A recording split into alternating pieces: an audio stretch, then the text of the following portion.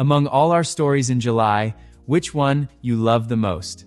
Check it out and write the one you love the most in the comments section. Did you know 38 IRA prisoners broke out of the most secure prison in Britain, and half of them vanished for decades? The Maze prison in Northern Ireland was built to hold the most dangerous men alive. In September 1983, those men had a plan. They spent months smuggling in guns, piece by piece. On the day, they overpowered guards, hijacked a food lorry, and drove straight through the gates. 19 crossed the border before the alarms even registered. The governor resigned the next morning. Some escapees lived free for 20 years. A few simply walked into a police station and surrendered. The escape-proof prison was never real.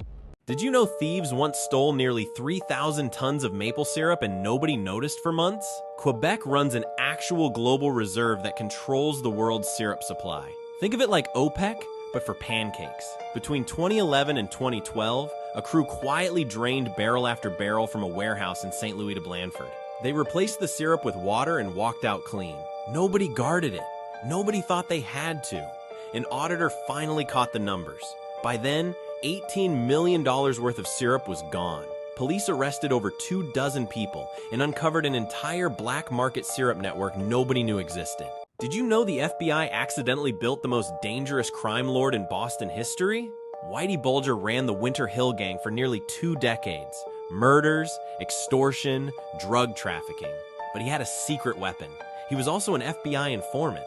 His handler, Agent John Connolly, fed him names of rival informants. Those people vanished. The FBI thought they were using Bulger. Bulger was using them. When it finally collapsed, investigators didn't just find one criminal. They found a federal institution rotten from the inside out. The monster wasn't just Bulger.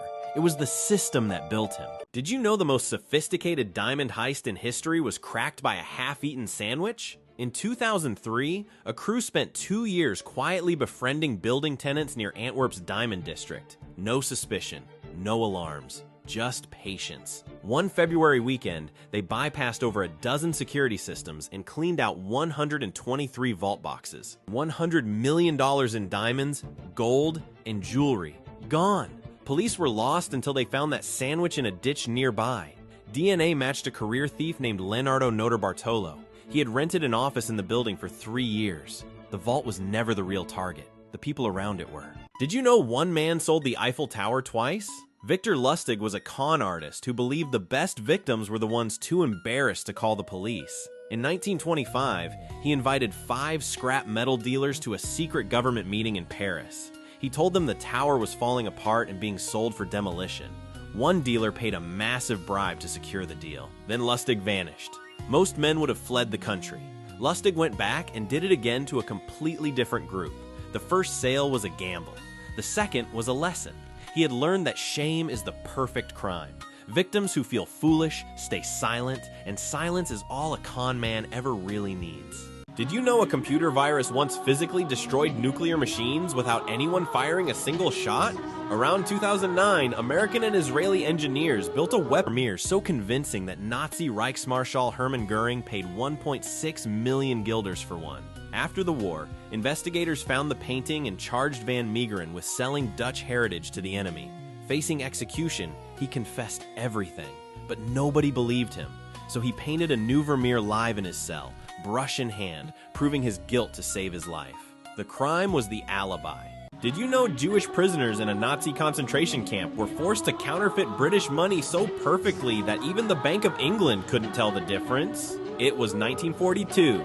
A secret Nazi operation called Bernhard recruited skilled forgers from the camps. Refuse and you die. Comply and you help fund the Reich. They printed over 130 million pounds in fake notes, some of the most convincing counterfeits ever made. But when liberation came, the survivors made one final choice. They dumped the printing plates into an Austrian lake. The Nazis would not win twice. Did you know a man robbed a train, escaped prison, and spent 30 years partying in Brazil while police watched helplessly? Ronnie Biggs was a small player in the 1963 Great Train Robbery. He helped steal 2.5 million pounds, got caught, then broke out of Wandsworth Prison in 1965. He fled to Brazil and fathered a child there. That one fact made him legally untouchable. Britain couldn't touch him, so he leaned into it. Press interviews, beach parties. He even recorded a song with the Sex Pistols.